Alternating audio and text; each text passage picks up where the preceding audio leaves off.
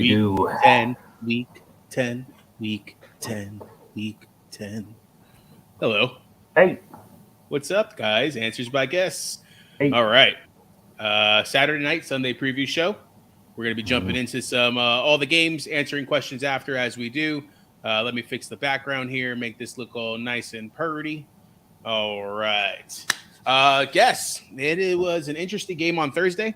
I know you're not into the recaps, but at least tell us some of the good things that happened on that game. Yeah, I thought that was super entertaining game. As I'm watching, I was like, oh man, this will be fun to talk about. Like normally, fantasy, we want points. And typically a game with not a whole lot of offense is a little boring, but I was into that game. And I don't know if that's because I like a true underdog story, but I absolutely loved pretty much every part of that game. Loved that Tua came in, they stuck with him. Thought Preston Williams would do something. Didn't do much. Gesicki had a goose egg, but you know what? They used two ancillary guys and a couple big plays. They got it done. The defense was absolutely ridiculous. Rob, when you and I in the ABG League, we drafted the Miami defense, that's what we were thinking we were getting. So I don't know. Maybe they're coming on. Maybe there's somebody to look at for a streamer moving forward, because if they can keep that up, they're looking good. I mean, and it could be a case of, you're up for a huge game and then you have a letdown the next one. So we'll have to see how we feel next week. And it had the best, we don't have to talk about it because everybody's talked about it, the best non-play of the year or maybe of a lifetime, of that offensive lineman catching that ball and running it in, getting it over the goal line. He gave the little, shimmy. That was delicious. That was even when he got hit, though, to extend the ball out the way he did. It was delicious. I love how all the Twitter went crazy. It's like, oh, you could tell he played running back and so on and so forth back in his day. Yeah, that was great. All right, guys. Always remember, like us on Facebook, YouTube, TikTok, Instagram, Twitter, and Patreon. We are live now on 3 different places: Facebook, YouTube, and Twitter. Bye week Bears, Bengals, Texans, and the New York Giants. If you have any of those guys, get them out of your lineup. First game, Atlanta Falcons at the Dallas Cowboys. Falcons coming off a win against New Orleans. You called it last week. You're like, I wouldn't be surprised if the Falcons win this game. You're saying that their offense is clicking.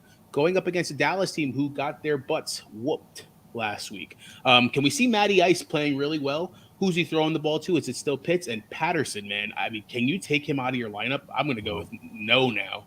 On the flip side, Dallas, like I said, got beat up. Going up against Atlanta defense, not good, but they have been playing better. Who are we looking at? Is Zeke going to have a game? Could this be more of a Pollard type situation? I see a lot of flex Pollard questions as well. And then what wide receiver is getting it? Yeah, Patterson, he's probably the winning ticket with all these injuries at wide receiver and at running back, and you could plug him in either one. He's gold for you. So, yeah, I think Dak's going to have a nice bounce-back game. His first game back last week. They kind of got handed to him by Denver. I think they got another game at home now in a row.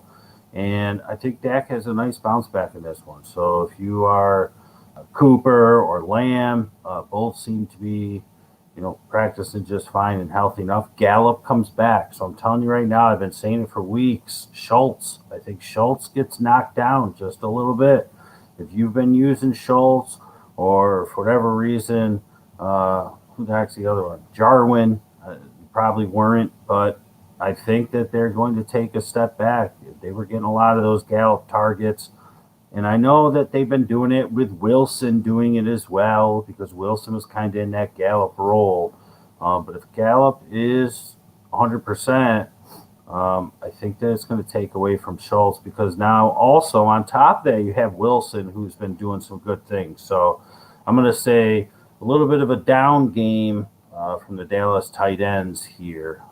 In Atlanta, it's the typical guys. Somebody who I thought might do okay last week, but it was a little bit reactionary and not too proactive. Tajay Sharp,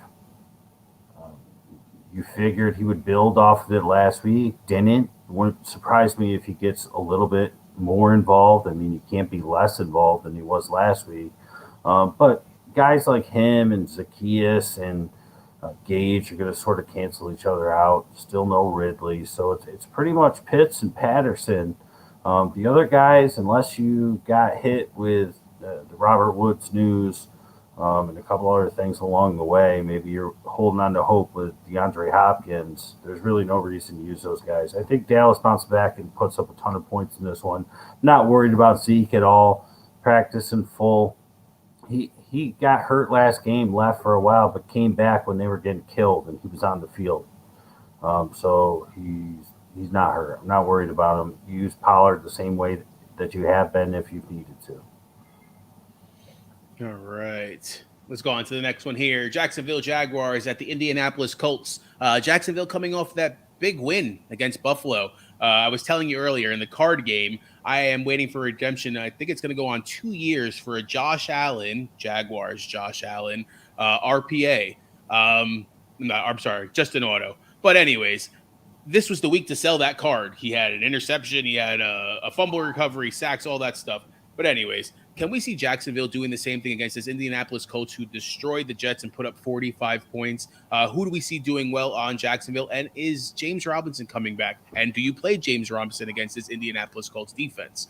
On the flip side, Pittman seems to be the guy. Pascal gets some love. It's obviously the Jonathan Taylor show. Is Hines a good flex start against this Jacksonville defense? Both teams coming off huge games, right? Colts came off a huge win, an easy win against the Jets with extra time to relax. Jaguars coming off a huge win, a tough win where they had to play, I hate this phrase that people use, but 110%. They had to be the very, very best that they could be, and they were. And you also kind of think maybe Buffalo went in this game thinking like I thought that they were just going to run all over this team, and Jacksonville said not so fast. But still, it's tough to come down. We talk about it all the time from that big high and come back and play another game, go on the road, division foe. So I do think that their defense has actually been pretty stingy. If you look at statistics in the secondary, they've been pretty stingy, even before the Buffalo game. And Buffalo's wide receivers did some things. I mean, if you didn't watch the game or don't even watch Red Zone, and you just sort of do box scores and see how your fantasy points roll, Stephon Diggs had a pretty good game in that one. And Rob, you and I were talking about this because there's somebody in this game that we think is going to have a pretty big game, and we said it's going to be at the expense of Michael Pittman. Because Jaguars' top corner, I can't think of his name off the top of my head, but he's been doing a pretty good job when he goes after the number one. But Stephon Diggs had a pretty good game last week. So if you're Michael Pittman, you got to ride with him. Even though I say that, he can still produce okay. Diggs, I think, had, I want to say like 8 or 9 catches or somewhere along there, 85 yards, something like that. But we both like Zach Pascal in this game. He had a bunch of chances last week. Did okay still from a fantasy perspective, was a couple feet away from a huge game last week. We know T.Y. Hilton is coming back, as far as I last read, I believe. And they like the Doolin in there, and I know they got 8,000 tight ends, but I kind of feel like Pascal is somebody that's going to be used in this game. Wentz is heating up. You'll never hear me say that. Wentz is starting to look really good. The running game is on point. I think that's how you beat the Jaguars team. I said it on Tuesday. Buffalo needed to just run the ball. Just run the ball. They didn't. The Colts are a run-first team. They have who I think is the best running back in football at this point, in Jonathan Taylor. So I think that they will lean on him early, and then Wentz will take his shots. I think Zach Pascal, he came in at number 3 on the guesstimator for the week for me. He was my third place bronze, and couldn't have him go out there because he's too much of a known name, and he's done a few things already this season. He's had big games. They were the first couple of weeks, but he's had big games. He's been on teams. He's been started and done well. So I didn't want to do that. So we got a couple other guys ahead of him that we'll get to. The Jags, it looks like J-Rob's back. That's good. Very tough defense to go against. However, The Colts have holes in their defense. They shouldn't. They should be a top 5 defense, but for whatever reason, they have holes. Trevor Lawrence didn't look any better last week than he has the previous 8 weeks. So I think the Colts defense is a great play. And if you've been using Agnew, go right ahead. If you've been using Marvin Jones, go right ahead. And Dan Arnold. If you've been using Schultz, talked about that in the first game, I would scoop Darnold and play him over Schultz this week without question. Both games will be volume based, but he's the number 3 option. Schultz, I think, bumps down to number 4. So I would use Arnold over Schultz. But I think the Colts win this game. I think they're getting hot at the right time, and I think the Jaguars are going to have a little bit of a come down after their big win. Would you start any of the Jaguars receivers? I mean, Marvin Jones, they're all kind of the same situation, it seems like. That's what I said. Agnew, use them if you've been using them. Jones in the same way. I mean, they're volume guys because I do think that the Colts offense will be able to move, and volume's what you want. We talked about that a few weeks ago, and that's why if you own them because they get targets. So Shenault has been the biggest disappointment out of the 3, though. So he would be my least attractive here. I feel like this game's going to go a lot like the Jets game, where they're going to get up big and you can see them kind of giving up some points at the end the same way. It's like their defense just kind of backs off. Same exact thing happened against the Jets, exactly. All right, let's go on to the next one here. Cleveland Browns at the New England Patriots. You call Boomer Bacon, man. He sure looked good last week. Big throw to Peoples-Jones. Can we see this repeat offense happening? I mean, Chubb's out now. Chubb had a big game for them last week. Is it Dearness comes to town again? Is that your situation? Is that who you can use and rely against this New England Patriots defense who's been pretty tops, to be honest with you? And do we feel comfortable starting a Baker? On the flip side, Mac Jones, he just moves the ball enough. Damian Harris being out, what running back am I going with? Stevenson seems like he is going to play, but I know you're big on J.J. Taylor, and now he used to be a guesstimator. Did we finally see some J.J. Taylor? Yeah, New England is the ultimate, right, enigma. We don't know. We don't know running backs. We don't know what type of defense they're going to go. I'm sitting here trying to think about it. I've been trying to think of it all week. There's probably a place in one of my 6 leagues that I'm going to have to use Donovan Peoples-Jones. But a part of me wonders, is he the guy that Belichick shuts down? My initial thought, I said on Tuesday, is that he'll go after Landry and shut Landry down. What's the one dude's name? JC, can't think of his last name. He's like the leader in interceptions for the Patriots. Can't think of his last name. JC's the first. Leader in interceptions for like the past 3 or 4 years. He has the most interceptions. If you date it back all the way 4 years, I don't even think he's played in the league that long. That's how far ahead he is. He's a ball hawk. Regardless, they'll use him and the rest of the defensive players. J.C. Jackson. Yeah, that Belichick has found at drive-thrus throughout Boston, because he picks these guys literally off the streets and they become superstars, and he will shut down their top wide receiver. It's either going to be Landry or it's going to be Donovan Peoples-Jones. Now, I think still that it will be Landry who they look to shut down. And the reason why I think so is I think that the Patriots go into this game because they don't have Nick Chubb, with the same type of game plan that Miami went to the game with the Ravens. Blitz as much as you possibly can. Blitz, get after Baker, make him get the ball out of there, force him into mistakes, get sacks. Because he's not going to have Chubb. If you blitz, a lot of times running the ball becomes easier because those guys get so deep into the backfield and then there's nobody back there. All you got to get through is one layer and you're ghost. So without Chubb, they're probably thinking, okay, they don't have Chubb. All they really have is Dearness. I'm sure they signed somebody else that I can't think of, because they also don't have Felton. They also don't have Hunt, which everybody knows. So Johnny Stanton is the next running back up, and they also have Andy Jonovich and Yeah, Dexter Williams. yeah, none of those guys I was even thinking of.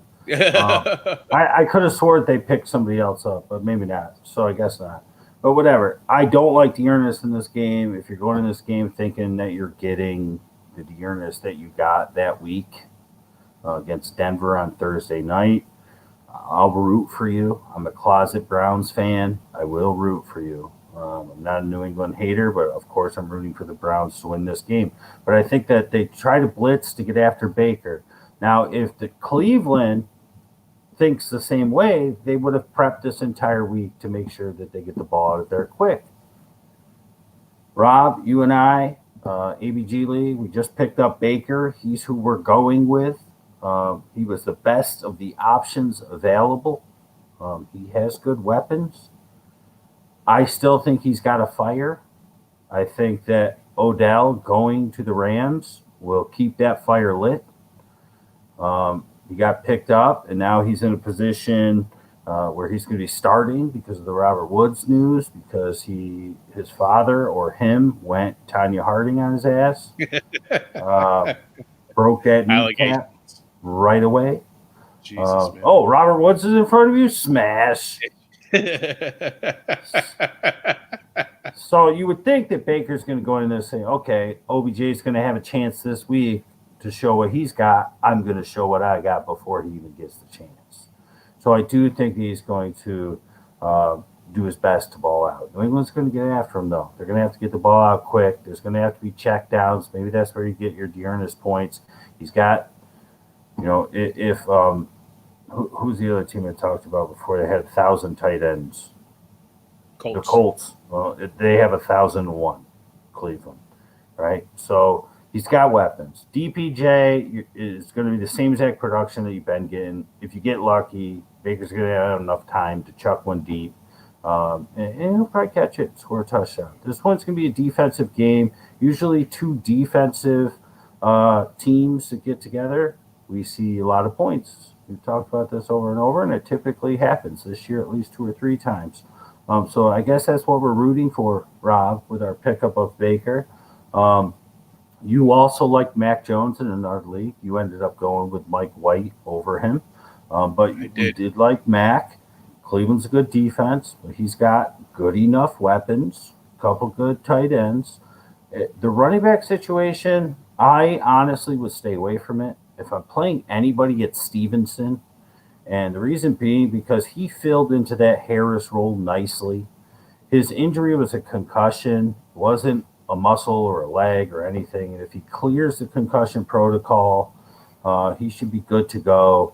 And Taylor and Bolden will handle any check down work, or Stevenson will do that and be a workhorse. So if you want to take a shot this week, I would go with Stevenson only over either of them. And Henry, Smith, Aguilar, Myers. I mean, it's like it just gets spread so thin. And when they get close, they're really not throwing it unless it's Hunter Henry like he did last week. And I said that in last week's show. I said, I'm not going to play Henry because I'd have to hope that one of his 1 or 2 catches is for a 1 or 2 yard touchdown. And it was. And it was. 2 for 19 with a touchdown. I mean, they were on, I think, the 2 or 3 yard line. He caught a touchdown. He barely got over the line. But so it's like, I'd stay away unless it's Stevenson. And you don't even know if it's Stevenson at this point because we haven't heard word. We won't hear until 11 a.m. Eastern or so tomorrow. Yeah, I think he's expected to play. I think he came out of the protocol today, but again, that doesn't guarantee that he's actually going to play. All right, so he's the only one I'd even mess with. All right, going into the next one here, Buffalo Bills at the New York Jets. Buffalo obviously coming off the big loss. We kind of talked about it when we were talking about the Jags game. You're right. I actually looked it up, and Diggs had 6 for 85 with 8 targets. So that's a good game. I mean, that's an okay game, man. So I would assume they're pissed off, and I'm starting every single Bill that I have going up against a New York Jets team that gave up 45 points. They have had this bye. It is going to be Mike White. You mentioned that I picked up Mike White over Mac Jones. I how do we see the Jets moving though?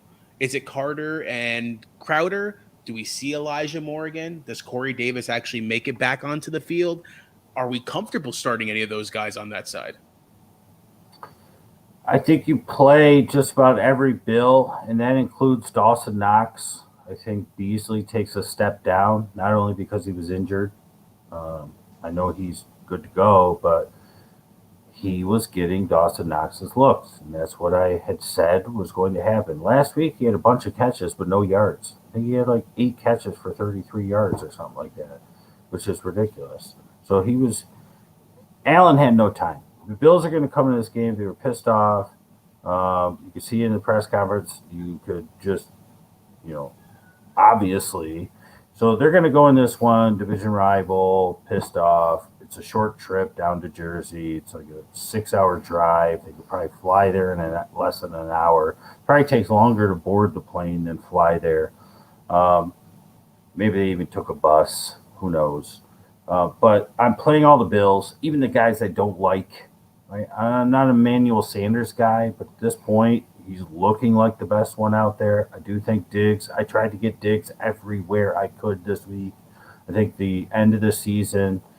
Remember, beginning of the season, I told you all. I said in the preseason, I said Stephon Diggs is going to be severely overdrafted. He's not a first rounder. He shouldn't be in that top 10. But now I'm starting to warm a little, and I think he had that down part. He's starting to trend up. I just think that they go all out in this one. They didn't like how it was last week, and it's not going to happen again. And what a perfect follow-up, this Jets team. Their defense is okay, right? We've talked about this ad nauseum, Rob. Yep. They're not great. They're okay. They probably should be better than they are. Familiar foe. Allen typically does pretty well against them. So I think that you play your Bills. You don't even worry. You get Dawson Knox back in your lineup. If somebody dropped him and you've been riding Dalton Schultz, you pick up Knox, you put him in. He's good to go. Schultz is a peg down. Knox is ready to go. As far as the Jets go, Carter's the one. We've been waiting for it. We told everybody it would happen week 7. It has, like clockwork. Don't overreact to the Elijah Moore, though. Don't be too reactive to that. That was Corey Davis out. A little bit of game script. A little bit of how the flow went. But I do think that he's won that third wide receiver job. Mims is out. Is that correct? COVID? Is he still out? So, yeah. So he'll be playing, but don't be too disappointed if Moore doesn't fill it in. I think Davis being back will be good. He's a bit more of a field stretcher. I think Crowder is going to be the best one here. And it's not Croft. Who's their other tight end? Ryan? Griffin. Ryan Griffin. He had a great game last week. He looked and good, he's been man. doing well for them. If you're dying at tight end or in a 2 tight end league or something like that, he's probably still sitting out there. And he keeps getting targets. And he's not even number 1 on the depth chart. I think Croft is. But Griffin from the Texans a few years ago, he's looking pretty good. So he's somebody to look out for. So the Jets are merely volume plays. I think the Bills bludgeon them. I'm sorry, Rob. Yeah, I'm taking a chance, man. We were kind of talking about it before. I actually picked up Mac Jones first, and I'm thinking to myself, I'm like, yes, usually better defenses, they tend to be a higher scoring games because they're kind of almost playing trick plays and like really trying to push the ball in different ways to kind of keep everybody off guard. But I'm thinking like the confidence that Mike White's walking around with makes me want to start this kid. Like he's like, if you ask me where I should have been drafted, I should have been number 1 pick kind of thing. And that's just sometimes I'm talking out of your ass, excuse my language. But the confidence that he's going in, he looked good with the Jets offense. He did. When he was healthy, I mean, you look at that first drive against the Colts. They moved that ball with ease. They did. He has a gun for an arm. Yes. So I'm really hoping that connection, and they're down enough where they're just going to have to chuck the ball up.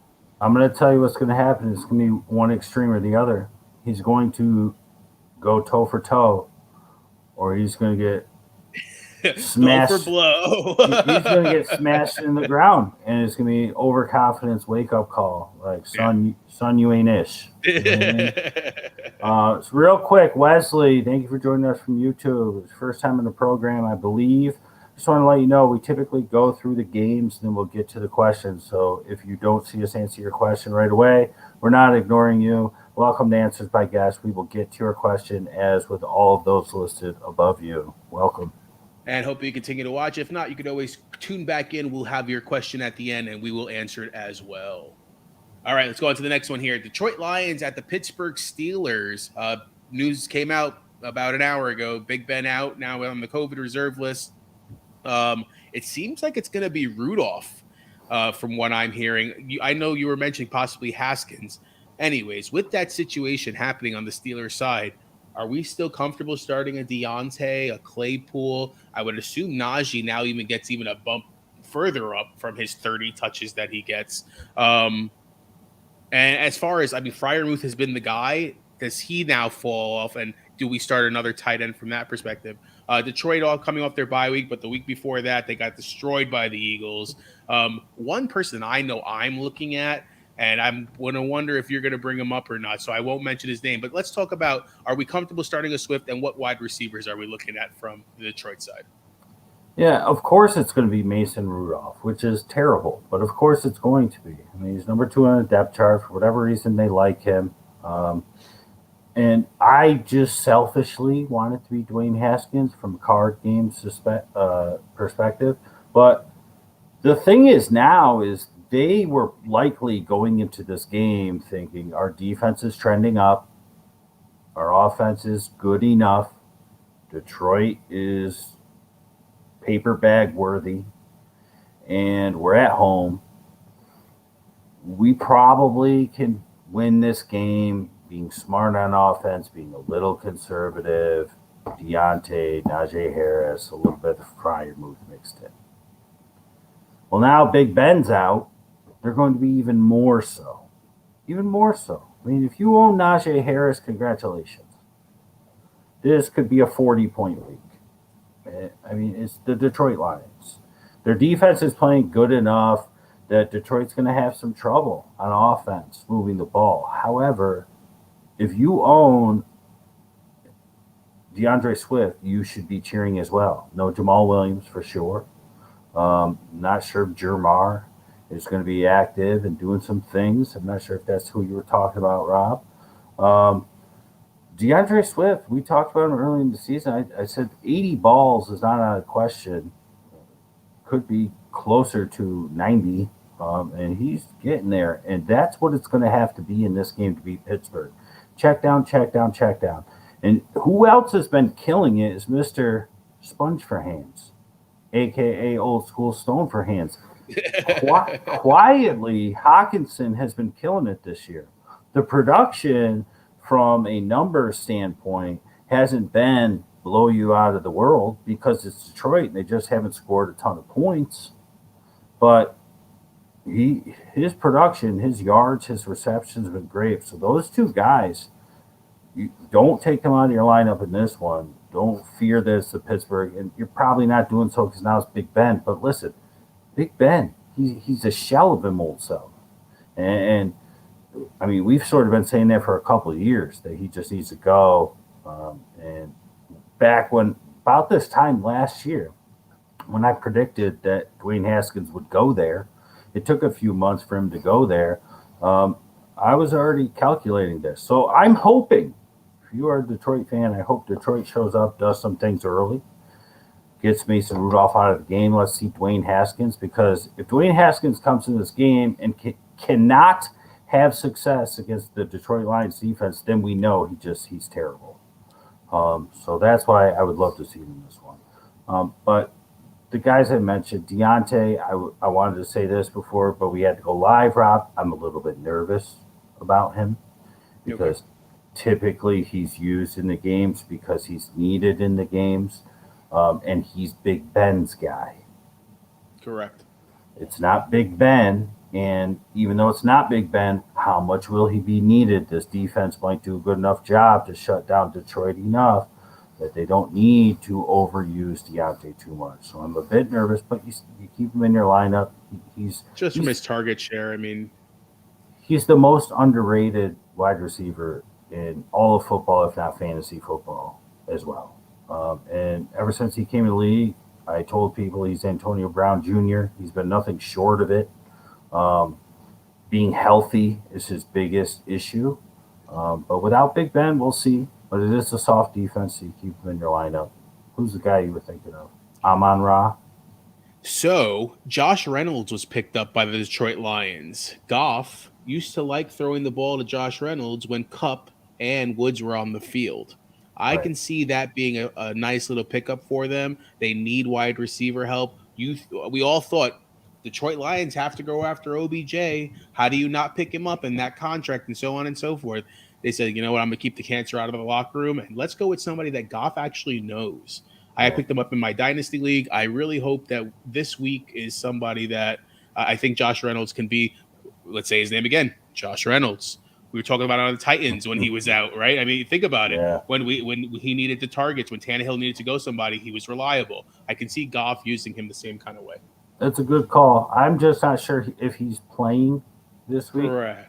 But it may be a sneaky person to pick up, sure. especially for bye For weeks, sure, you know? without a doubt, especially because this team is going to be behind most games. They're going to have to air the ball out, and you nailed it. He has familiarity with Goff. So I think that speaks more volumes than anything. It's just this week might not be that one. Yeah, 100%. Fantasy football's inside scoop from outside the box, guys. That's it. All right. New Orleans Saints at the Tennessee Titans. As mentioned, the Saints lost last week. Trevor Siemian didn't look bad, though. Kamara is out. We saying that the Tennessee Titans defense is trending upward. Are we comfortable starting any Saints this week? On the flip side, Julio Jones just hits IR, hasn't really been playing all that much anyways, but that changes the game script again. It's pretty much Tannehill and A.J. Brown. Are those the only two startable people in this game? Let's say his name again, Josh Reynolds. Boy, was that a mistake getting rid of him when you have Julio Jones on your team. I mean, not only that, but A.J. Brown can't stay healthy either. It's like, what are you doing? What are you doing? You had a warm body. Really? Nick Ickheim Westbrook? Come on. No. I see people picking him up. Please, no. The Saints defense is very good. They've been getting better. I didn't think that they'd be as good as they were last year. They're not quite, but they've been getting better each and every week. As far as Tennessee goes, you have the Peterson lovers, truthers, whatever you want to call them. Saints rush defense is almost about as tough as it gets, aside from a couple teams, specifically the Bucks. I'm not playing them in this game. You want to, go ahead. You like McNichols, go ahead. You want to roll with Deonta Foreman, go ahead. I'm not promoting them. I'm not endorsing them. I have no desire. This is A.J. Brown, and the rest of this team is a bunch of undesirables at this point for me. Their defense is getting it done. Their offense is doing okay. I mean, who else is there really to like? And it's not even that I really even liked Julio too much. I just, without Henry, I can't trust any of those three running backs. And the people that went out and spent the number one waiver priority on Peterson, I hope it works out for you. But the second week in a row, I'm going to say I don't think it's going to. But we'll see. He got his cheap touchdown last week, I believe. I think Darko in the group chat said something about stand-up old man. I mean, that was about one of the only carries he had, I feel like, all game that was worth anything. So we'll see. But the Saints rush defense is tough. And as far as the Saints players goes, Mark Ingram looked great game one, playing back for them. It's like this is where you should have just stayed, right? Screw Houston. You were okay in Baltimore, but you look fresh. You look like you got that second boost. And I think he'll be more than fine in this one. I'm fine playing Mark Ingram in this game. Troutman, tried to tell everybody a couple weeks ago, Every week he's getting more and more targets. And I don't know if that's Simeon, because you actually have a quarterback that knows how to be a quarterback since Winston went down. But and even Taysom Hill likes to throw to a tight end every once in a while whenever he gets in, if he's not just running the ball for 2 yards and falling. But Troutman's a guy. Callaway, people love Harris. I still think Callaway's a better receiver. He does a couple dumb things on the field, but I'm not buying into Traquan. For me, it's Troutman, Ingram, and if you absolutely need a Hail Mary, Callaway. Other than that, I pretty much want to stay away. I'd love them to use Ty Montgomery some. What a great player he was for Green Bay. Just never gets a chance here. And I feel like this is a perfect game to use him in if he's healthy. I mean, he actually played pretty well for the Jets, too, in the couple games that he was healthy, you know? You're right. Somebody else to pay attention for, if you have to take a shot, if you're in an 18-man league or something like that, look at Chester Rogers. Even with these guys on the field, Chester Rogers was somebody that I know Tannehill continues to look for, especially on third down. All right, going on to the next one here. Tampa Bay at the Washington football team. Both teams coming off buys.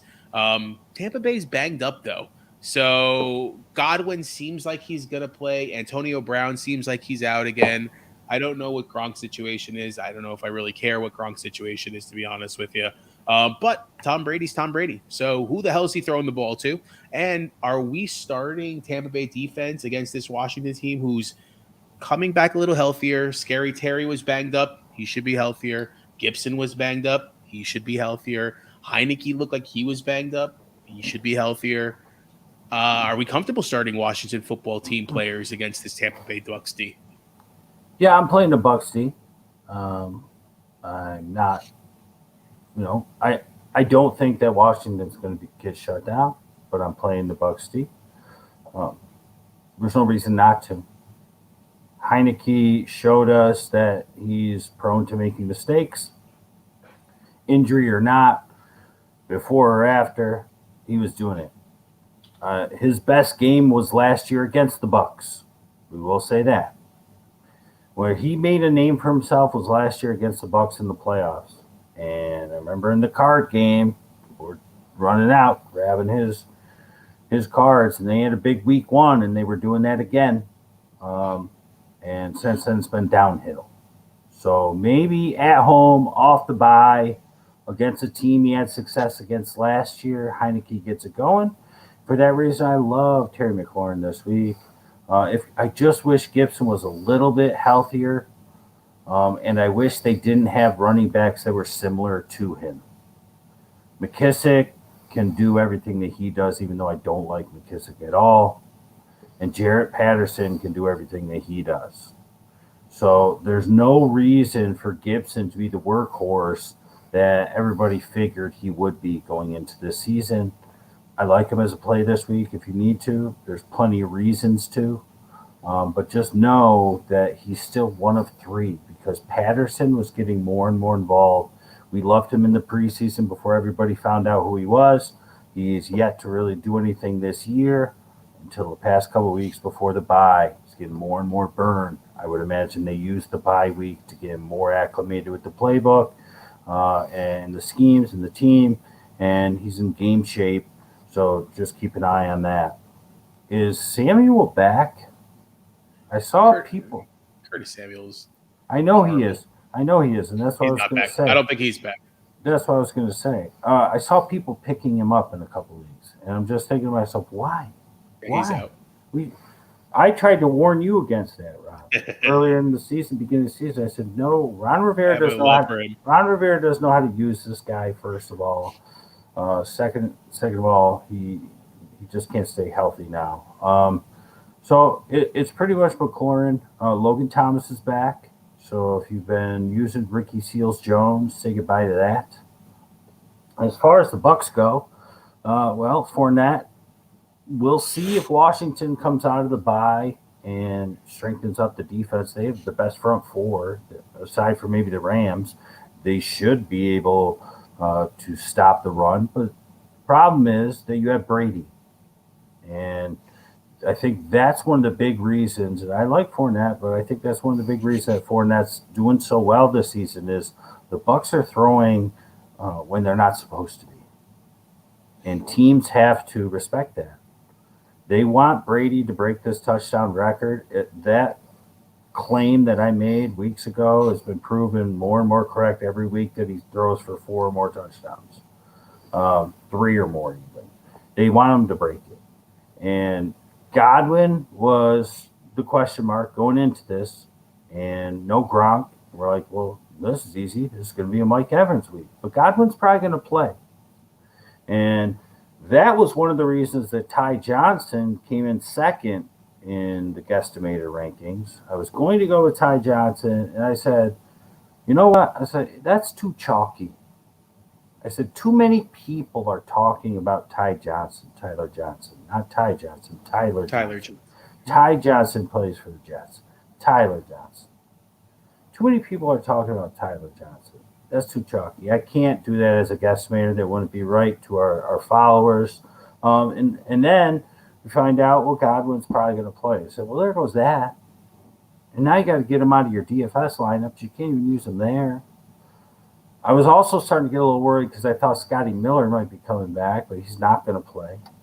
I feel like O.J. Howard could be a sneaky one in this. I think Godwin will play, but won't be used too much. I think they'll use O.J. Howard a bit extra. Mike Evans will do his thing. Brown's not playing, correct? No Antonio Brown. So I think O.J. Howard's going to be a sneaky play in this one. Tyler Johnson could do some things, but he's not good enough to be a guesstimator. And if you're somebody that picked him up, if you're somebody that picked up Tyler Johnson when you heard the Godwin news, I would, although the matchup is easier, which typically means you're not as needed, I think I would play Zach Pascal over Tyler Johnson because he's an every week starter. Even with T.Y. Hilton back, he's an every week starter for the Colts. And I just think that Jacksonville focuses more on Pittman. And I think that gets Pascal open more. And I don't think that Tyler Johnson is going to be enough involved to be. So we'll see. We'll see when we do the Tuesday show who did better, Zach Pascal or Tyler Johnson, because that was the number 3 and the number 2 in the guesstimator this week. But they didn't win. They didn't win the crown. We'll get to him later. It's funny. I actually, before the show started, I reached out to you. I'm like, hey, Chris Godwin looks like he's probably going to be out. I just lost Julio Jones, and I'm thinking about picking up Tyler Johnson. And in the back of my mind, I'm just like, same concept. I feel like Pascal is just going to do well. So I ended up picking up Pascal before you even answered. You're like, man, yeah, I would probably go with Pascal because it looks like Godwin's going to play. I don't know if I'm going to play Godwin, though. I'm like, you have to play him if he plays. I mean, Brady's definitely better than Wentz, but do you take that chance? So that's going to be a decision for me tomorrow morning. All right. Carolina Panthers at the Arizona Cardinals. PJ Walker is your guy. Darnold's out. They signed Cam Newton. Need I say more?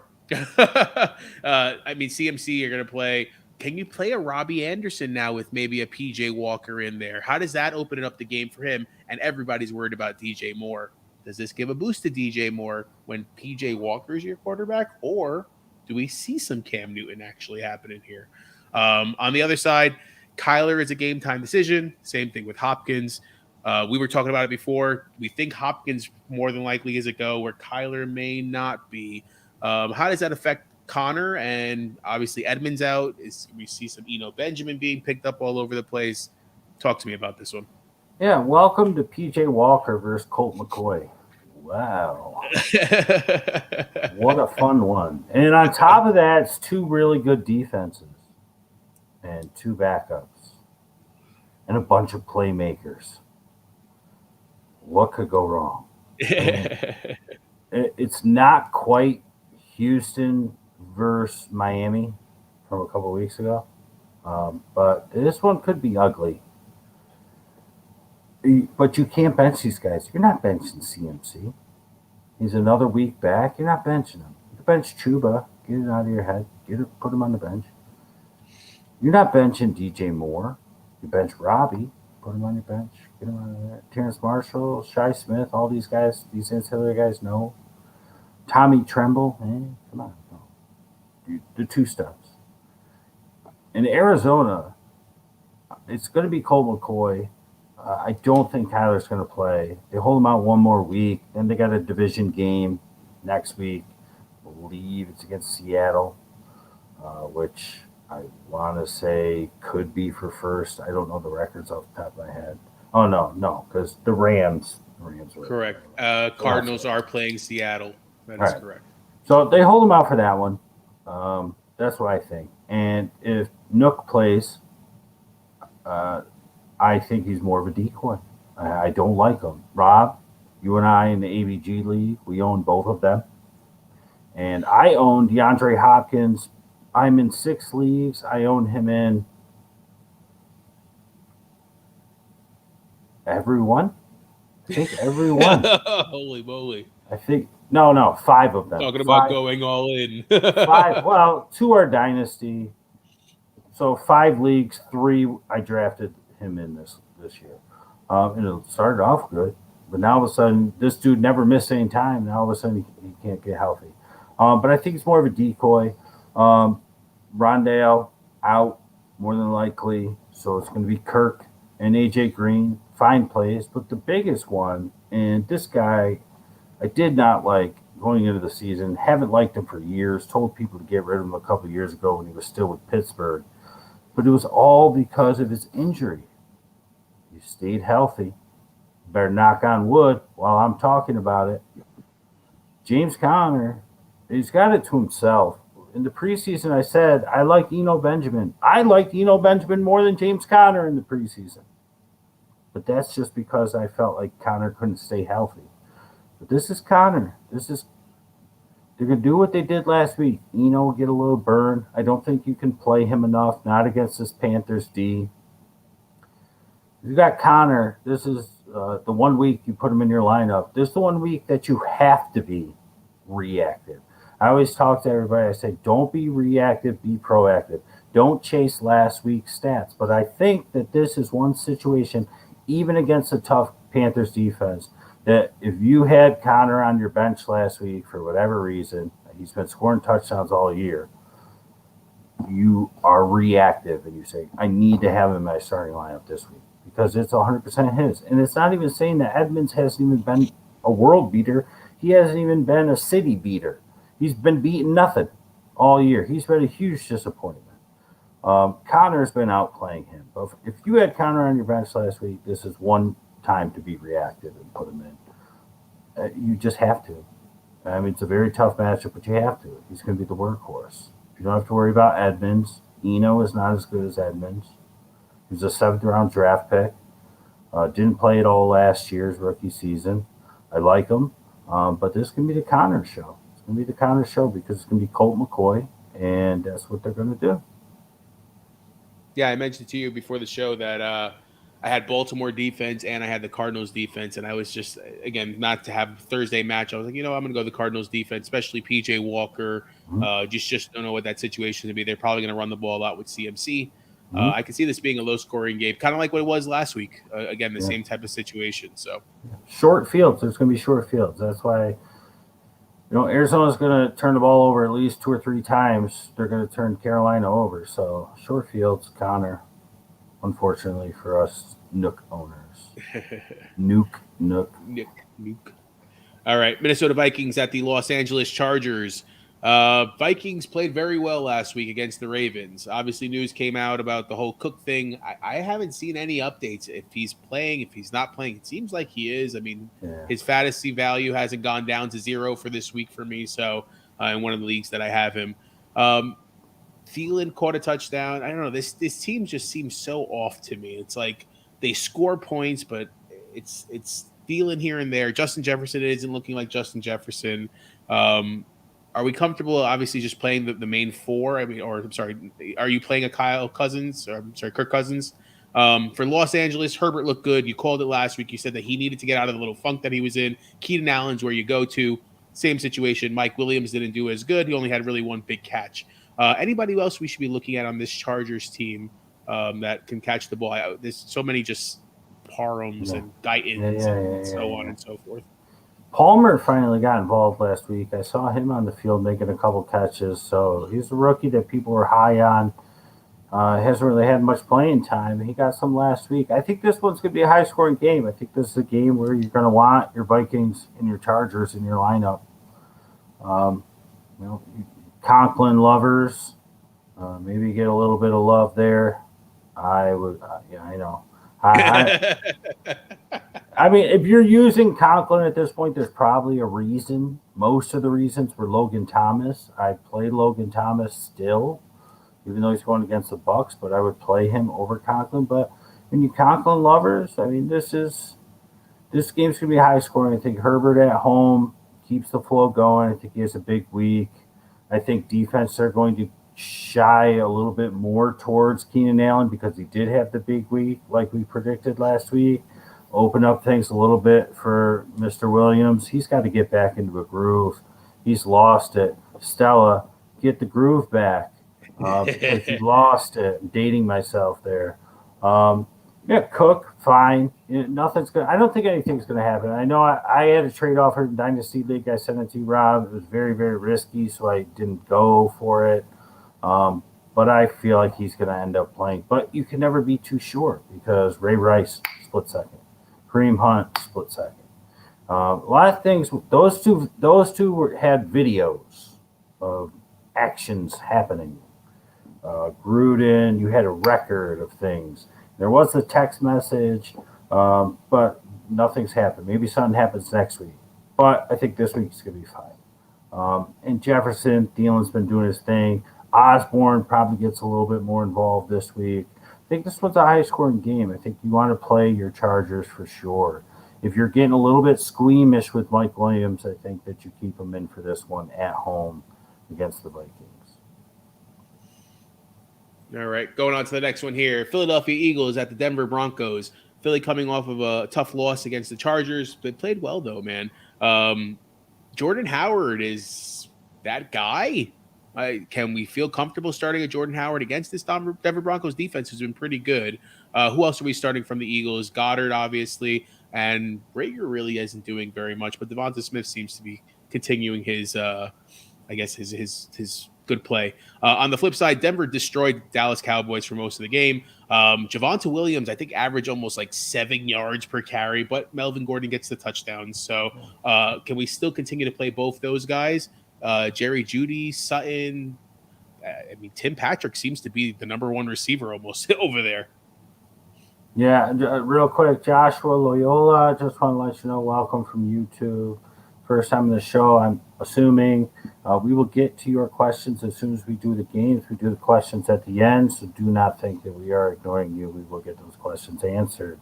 Javonte Williams, about 3 weeks ago, 3 weeks ago, I told everybody, I said, he leads the league in missed tackles or forced broken tackles or whatever statistical name you want to give it.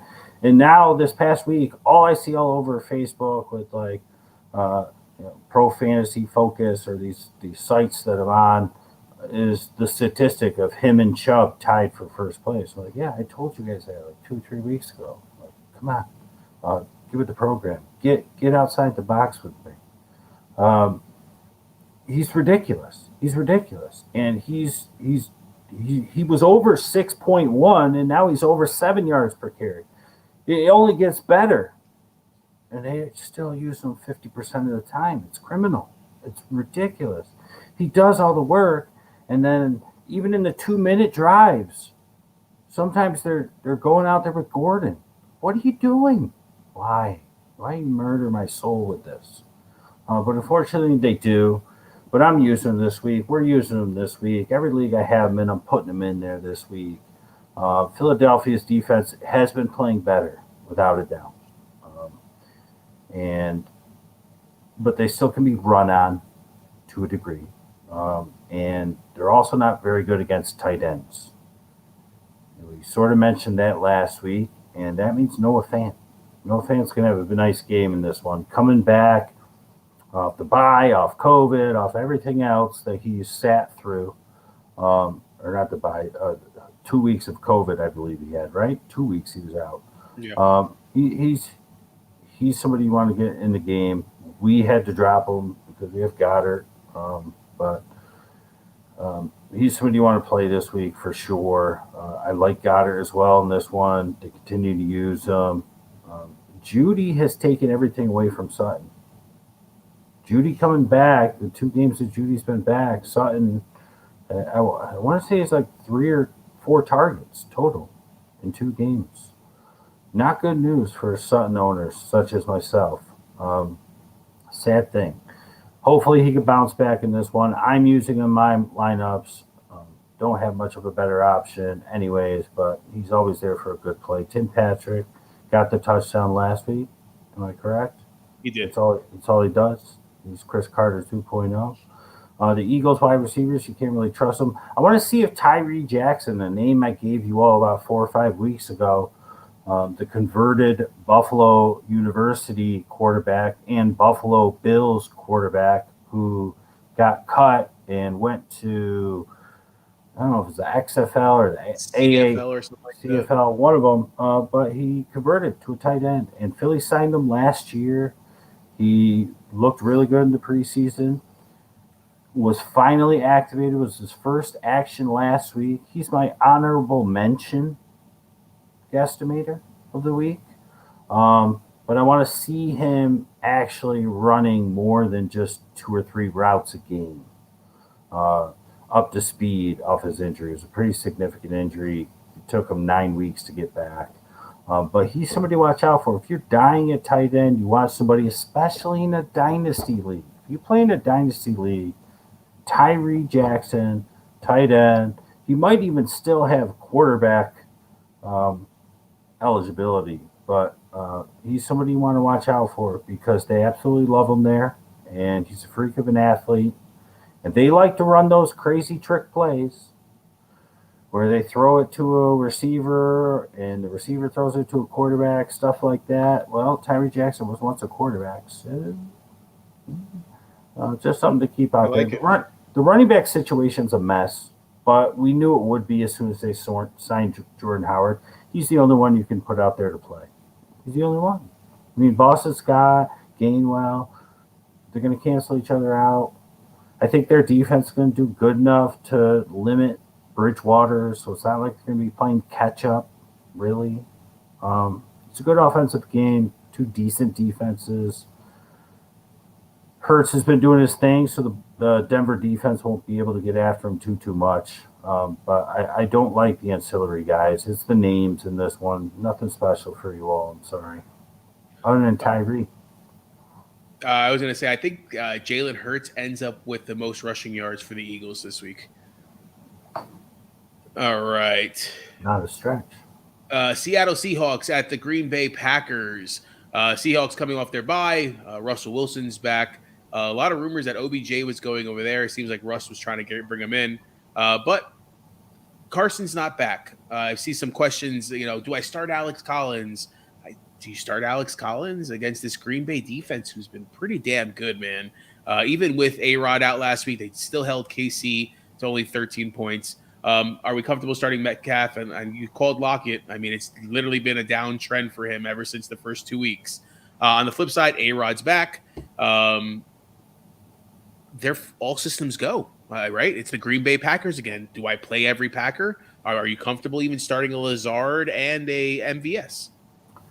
Seahawks defense been trending up. We called that a couple weeks ago. They had their bye. They're back. Russ is back. He's going to cook.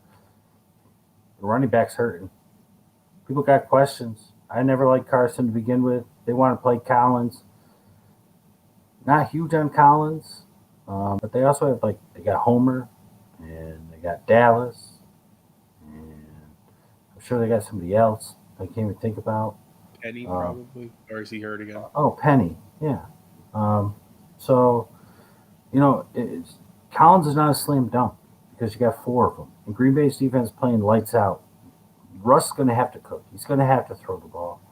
I think Gerald Everett is someone sneaky in this game. Russ was using him quite a bit when it became Geno. And Everett also got COVID. So his stat line looks pretty putrid. But Russ was starting to use him as it was starting to heat up before Russ went out. So I think Gerald Everett is somebody to keep your eye on if you're looking for a backup tight end, maybe a bye week filler for these final few bye weeks coming up, week 11, 12, 13, 14. But for this game, sure, he could be fine. They're still using Hollister as well at tight end. Russ has weapons, and he's got the big two. You mentioned that, and I'm fine with Lockett in this one because I do think Green Bay puts up points. So I think they're going to have to take some shots. Lockett has had success against Green Bay for a very long time. So I'm fine with Lockett in this one if you want to throw him in your flex. Not a Lockett guy, but I could see him beating the Packers, especially with Russ looking to take a shot deep. Because I do think Green Bay is going to score points, and there's no way that you're sitting DK in a game like this.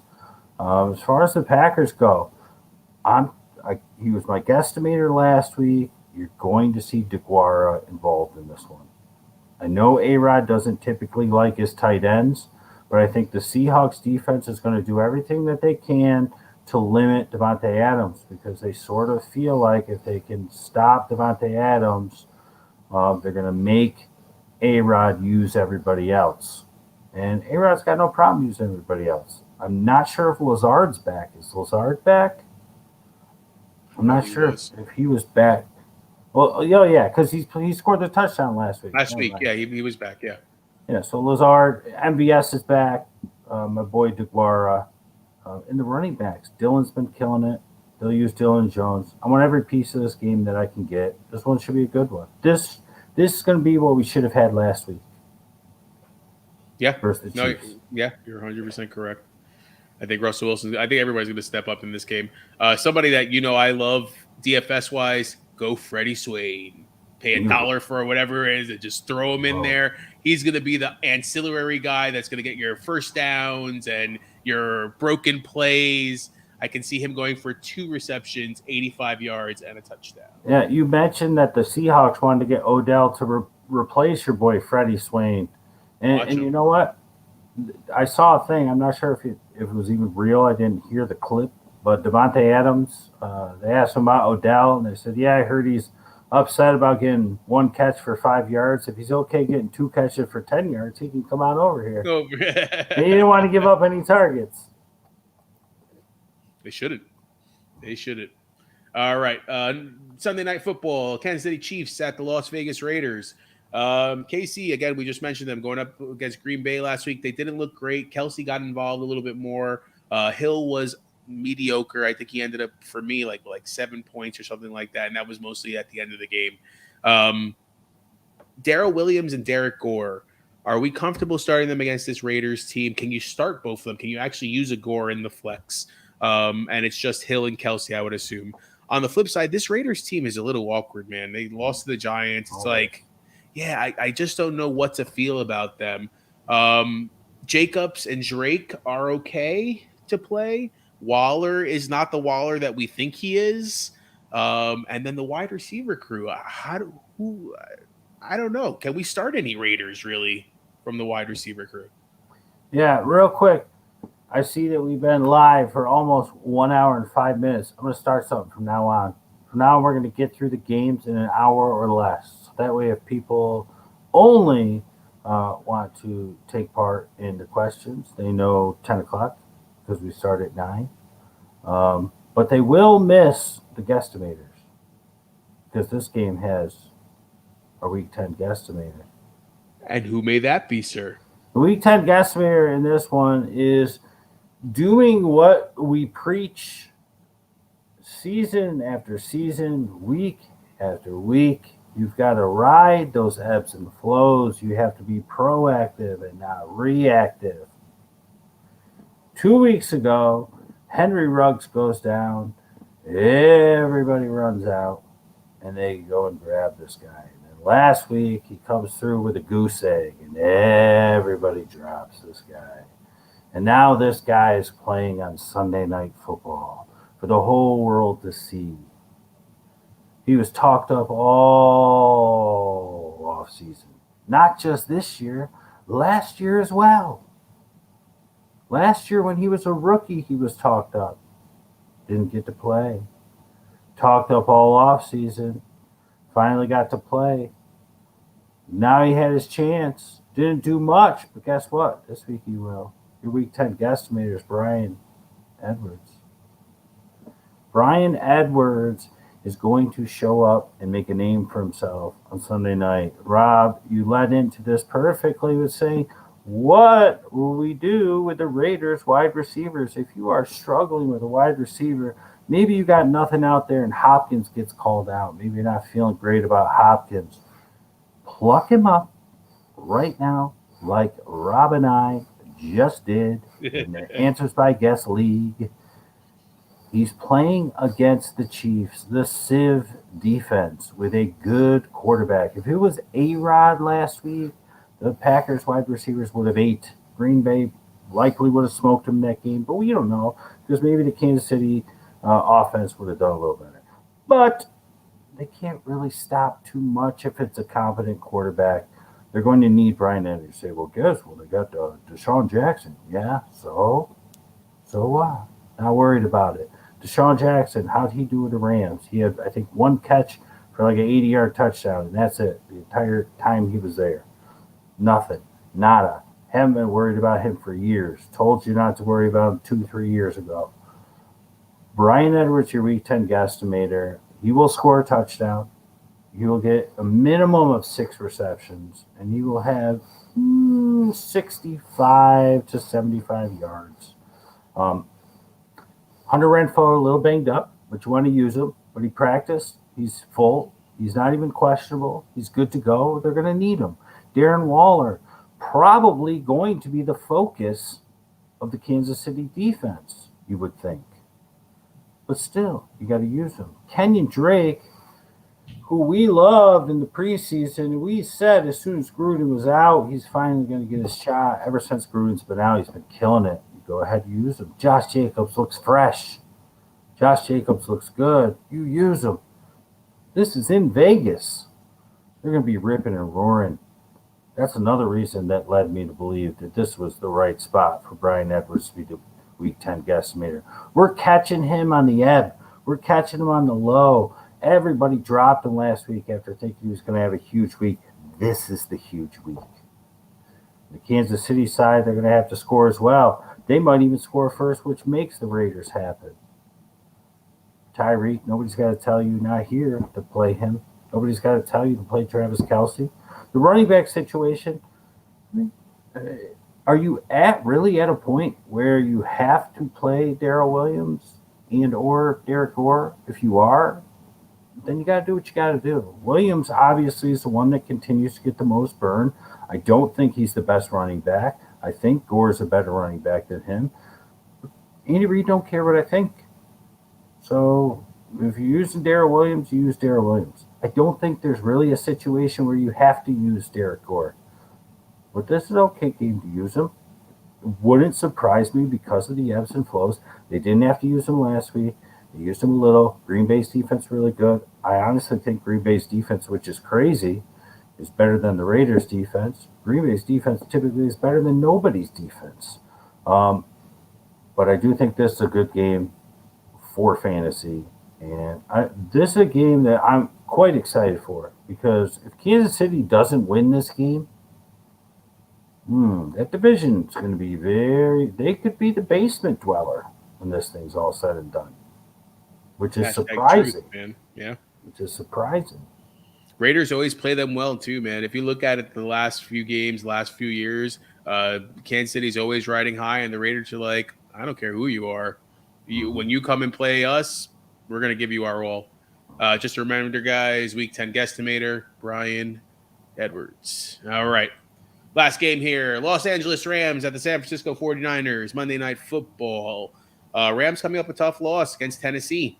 We talked about the news, Bobby Woods, Bobby Trees, out, OBJ in.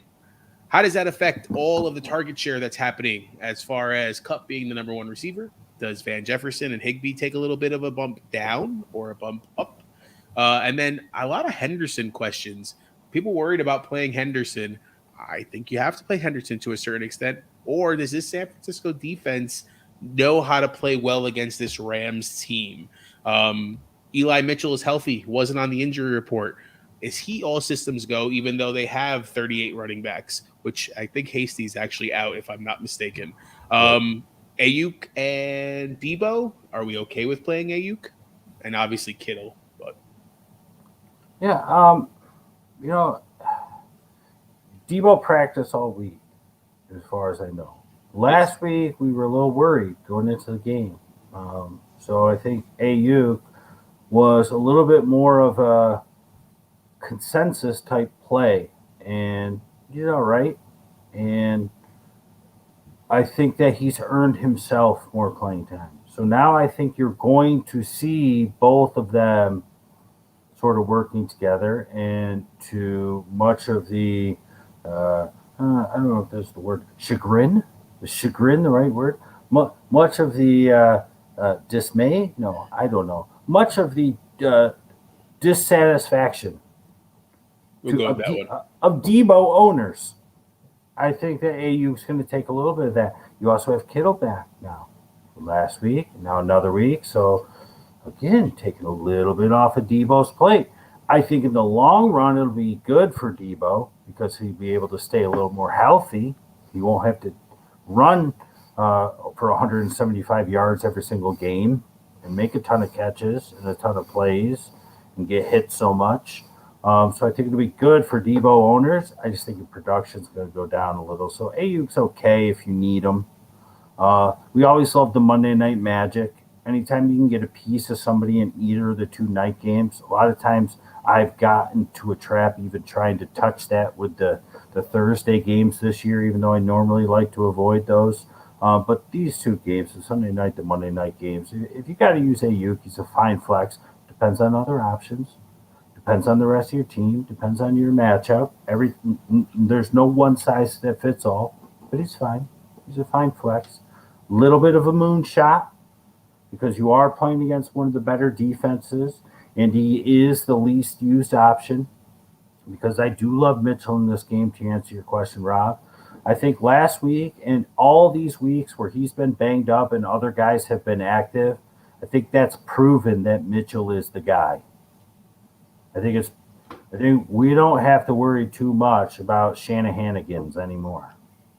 He likes him, man. Yeah, Right. even with him banged up last week, he gave him. Right. It's Mitchell. It's Mitchell. I mean, for 4 years running, as soon as we thought it was one guy, it was four other guys. And that hasn't happened this year. So I think you're fine rolling with Mitchell, and the other guys that wouldn't even bother. Not against the Rams. Sorry. And Hasty's out. Right. So, and here's the thing. Odell. Right? That's the big question. That's what everybody's waiting for. Odell. I do think that he will be active. Now, from what I understand, the Browns and the Rams have a similar type of offense. So playbook is similar. I do think he'll be active, but I think that his snaps will be limited, even with Woods being out. So I think you'll see a little more Van and Cup. Maybe two tight ends, because they do have the rookie to go along with Higbee. But I do think Beckham's going to play. A lot of people are going to be quick to want to rush and throw him into their lineup. You might get lucky. He could get a touchdown. I don't think he's going to play full snaps. The extra day is going to help, though. The extra day is going to help. He went to the team Tuesday, I believe. Am I correct, or was it Wednesday? Wednesday. So if this was a Sunday game, I'd say you might be looking at maybe 25% of the snaps. I'd say maybe looking about a third of the snaps in this one. And that might be enough for a good stat line. Might get lucky with the touchdown. But I think Cup, Higbee, and you have to play Darrell Henderson. Who's worried about Darrell Henderson? I'm not even a huge Darrell Henderson guy because of the injury factor, but he's been running fine, and the 49ers haven't been able to stop anybody. The only thing they have going for them is they're at home. All right, let's go on to questions here. All right, Jeremy with Gasecki is back to his old ways, a big fat zero. Having played him and Hollywood Brown in 2 leagues, plus Waddle and ABG, I'm almost sure I'll lose in both leagues this week. Please tell me you have a game GD code to get me out of this. I don't think he's back to his old ways. 7 targets. He had a couple Four. catches that literally fell Yeah, off yeah. of his fingers, man. Yeah. 4 or 5 of them were from Brissett. They didn't throw too much. I mean, Rob and I talked about this game because I thought they would be Preston Williams and Gasecki, but it was Isaiah Ford and what's his face, Albert Wilson. So those are the 2 guys that did something. It was only 2 guys that did anything. I'm not looking into the Gasecki thing at all. It sucks to have the goose egg. Rob's got a goose egg. I got a goose egg. Sucks, but I mean, listen. I have, and I'm sure you have before, and I'm sure you have, Rob, and I'm sure everybody watching still have won fantasy matchups with somebody getting a 0 or a 1, 1.5, 1.6. You just need the rest of your team to blow up. That's all. Yeah, man, I got the goose egg, and I'm still confident just based on who I'm playing, and I really feel that the rest of my team can kind of. I had the team meeting. I told them everybody to step up. All right, Tim W with the question: DJ Moore, Kirk, Drake, or Pollard in my flex PPR? Man, I like DJ Moore. And if D-Hop goes down, Kirk, but God, it's hard for me to sit Drake. Drake is the PPR machine. He's exactly who we thought he would be. I think DJ Moore is probably the consensus pick here, but I'm going to go with Drake, and I'm going to go for that Sunday night show. I'm going to agree with that. I like Drake a lot. All right, Dawn. Oh, sorry, Dawn. With the question, standard flex, Judy, Carter, or Ingram? Judy's been doing all right. Carter's been doing his thing. I don't know how you could sit Ingram being the lead back. Standard flex too, yeah. I mean, since it's standard, I'm going to go with the touches there. Yeah, I don't. I think you have to go Ingram, Don. Ingram and Carter are close for me. Ingram would probably get the edge. All right, Scott T with the question: who to start at my flex? I might have to use Hines in running back spot if Harris doesn't go for Pats. Harris is not going, so it looks like you're going to have to use Hines. So it looks like it's either Marvin Jones Jr. or Tyler Johnson. I'm going to go with Marvin Jones. Volume play. I think Hines does what he does, but you're on.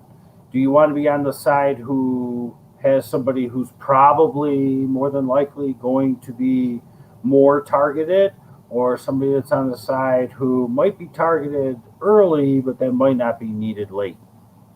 So I'm going to go with Marvin Jones. Agreed.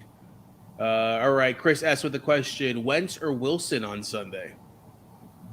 That's a good one. That is a good one. I actually scooped up Wentz in one league because I have Kyler, and I don't think he's going to play.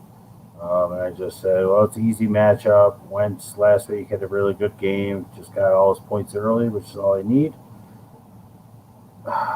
Wilson just coming back from his injury. I really like Wilson. I think he's going to have a good week, but I'd probably go Wentz. First game back. Green Bay's been playing great at Green Bay. Agree. Yeah, Green Bay's defense has just been that damn good. I mean, Wilson, don't get me wrong, is a great player, but Green Bay defense is different this year. All right, Antonio with a question: with Woods out, who do I play, Van Jefferson or Emmanuel Sanders?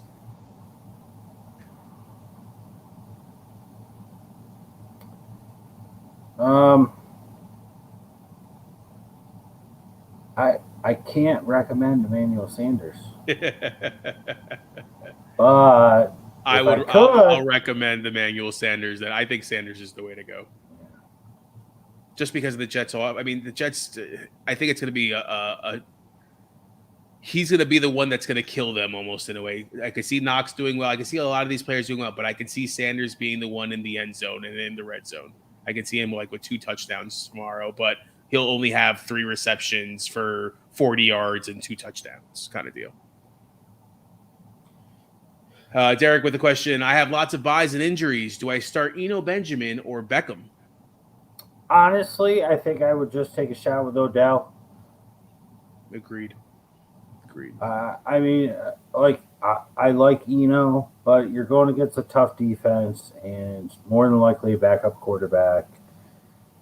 And Connor's going to get the majority of the workload. I'd rather just take a shot on Beckham. And listen, if Beckham ends up being inactive, I'm going to guess that you could probably pick up Van Jefferson, or I don't know. Do they still have? There's probably some ancillary guy on the Niners that you could pick up. Yeah, like Sanu or somebody like that. I mean, if you needed to. Yeah. I'm trying to look at 49ers. Jeff Wilson Jr., if you're going to use him in the flex. It looks like it's a flex spot if you're between a running back and a wide receiver. Right. Yeah. So, all right. Chad with a question. With Woods out now, I have to move Amari to wide receiver. I still will have a flex to fill. So Pollard, Higbee, Mike Davis, Aguilar, or Khalif Raymond. Yuck. Sorry, Chad. You know I love you. You know what? Go with Pollard. I think it's going to be a high-scoring game. I think both offenses are going to do okay, Atlanta and Dallas. And he's on the field minimum 40% of the time. So go with Pollard. Aguilar is a close second for me. I think that Aguilar will be needed in that game to kind of get the ball moving. But Pollard would probably still be first. All right, Kenny with a question. I was hoping to get Carson back. Now I go with Collins or Tajay Sharp in my flex for a full PPR. I figure Carter and AP are more reliable for my 2 running backs. Thoughts? I'll hang up and listen, boys. All right, Kenny. I'm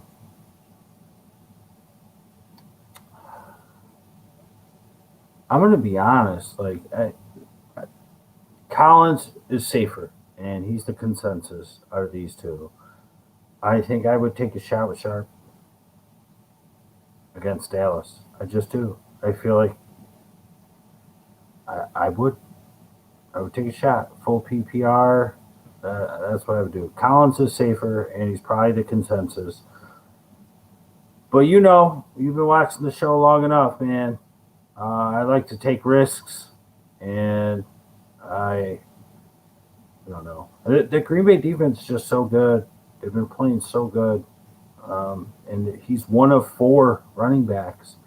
And I know he looked good in his limited action a few weeks ago, but I think I would go with Sharp.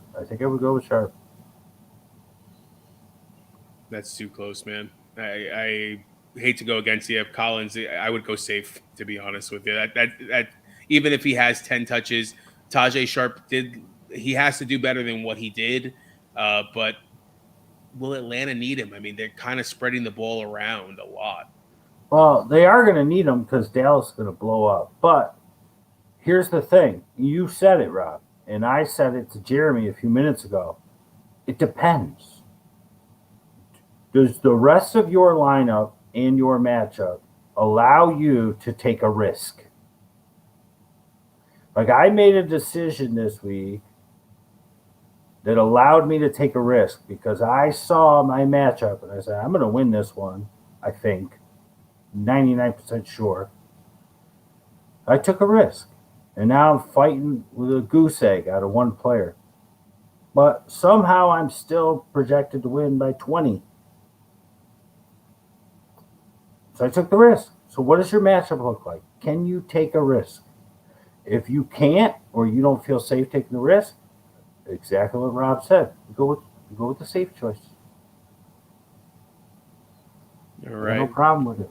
Bob T with a question. 1 running back, 1 flex. Carter, Dillon, Van Jefferson, Josh Reynolds, or Dan Arnold? I like that. Man, you know what? You got to go Carter. Although I love what they're doing with Dylan. I think you got to go Carter because he's the starter. And you know what? I'm going to go with Dan Arnold. Interesting. I'm gonna go with Dan Arnold in the flex. I think volume play. Trevor Lawrence likes him, and I feel like he could win over the middle and up the seams against Indy. Maybe get some garbage time stuff in there as well. I like it. I like your thinking. All right, Bobby T with a question now: Eli Mitchell or Swift? I just want to go back real quick to Bob T. The big thing is Van Jefferson. I mean, I don't think it's Josh Reynolds because I don't think he's going to play this week. If he does, then we'll see. But he has the familiarity, like Rob called. Great call, Rob. But the Van Jefferson thing comes down to Odell. You know, how much is Odell going to be used? Is Odell going to fill Robert Woods' shoes, or is Van Jefferson going to fill Robert Woods' shoes? And Odell just gets used sparingly in the Van Jefferson role. We don't know. I think Odell's going to be sparingly this week, but eventually he'll fill the Robert Woods' shoes. I'm going to go Dan Arnold. He's on the field 100% of the time for the most part. All right. Let's go on Bobby T. Eli Mitchell or Swift? This is a terrible question because I love them both. Who's your other guy? I think I have to go Swift. I think I know who his other guy is. It's Najee Harris. Okay. I'm going to go with Swift. Swift. Okay. Mm-hmm. Yeah, because I know the guys had Eli Mitchell Are in you the Bobby entire T? week. Oh, my gosh. Let's go on to the next one here. God, I'm getting so old. Robert T with another question here. Kyler, is that if he you? plays, or Matty? The last three have been me. What are you doing? You're wasting the time here with your questions. I don't know. I think they're good topics. Go with Matt Ryan. Go with Matt Ryan. All right. We'll go back to the regular people. Am I playing you in any league this week? What the hell, man? Hostway with a question. DJ Moore, Dante Harris, Jamal Agnew in my flex. Half-point PPR. I think I'll go DJ Moore here. I like Agnew, but, you know, Chenault's due for a little something. MJJ's there. Dan Arnold.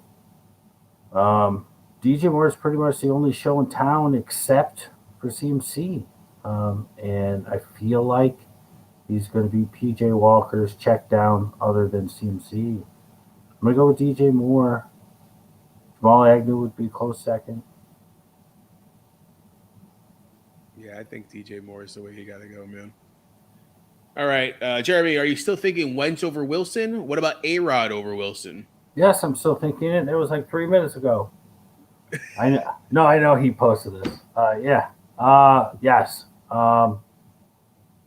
Yeah, I'd go A-Rod. First game back. Yes. Shut everybody up at home. Lights out. All right. Wands with the question. $50. Let me know when you're top of the waiver wire. I'm dropping my whole squad. I will be texting you later, bro. Yeah, I got all right. Thank me. I'm the one who dropped Baker to activate Wilson in the ABG League. Thank you. Thank you, sir. I'm stuck playing Bolden. My other running back would be Gainwell or Michelle. Awful situation. I may play Gainwell, to be honest with you, man. I mean, that's rough. Stevenson.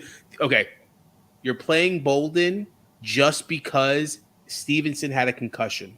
If he gets hit in the head again, he could be out, and then it's Bolden and J.J. Taylor. That's my opinion. I would go Bolden. I would stay with Bolden.